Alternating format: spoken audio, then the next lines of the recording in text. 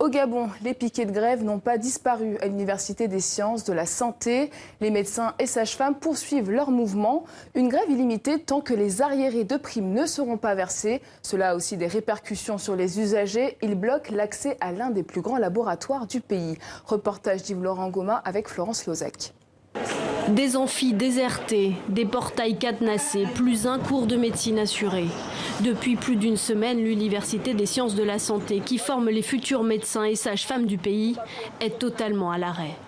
Une grève entamée par le personnel de l'administration qui entend bien tenir les lieux jusqu'à obtenir du gouvernement ce qu'il réclame, le paiement de 2 trimestres de primes. Nous sommes passés à la vitesse supérieure. Les chefs ne sont pas venus.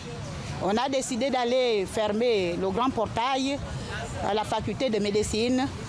On a décidé de fermer les laboratoires. Et c'est la conséquence la plus sérieuse de ce mouvement social. Les laboratoires étant fermés, impossible pour les malades de déposer ou retirer leurs examens médicaux.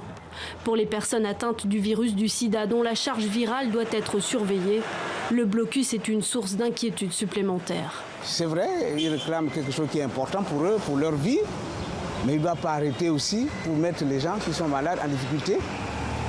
Ça, c'est une sorte de chantage. Conscients de ces dangers qu'ils font peser sur la santé de certains patients, les grévistes rejettent la responsabilité sur un gouvernement fermé à toute négociation. Nous savons qu'il y a beaucoup de conséquences et ces conséquences sont dramatiques.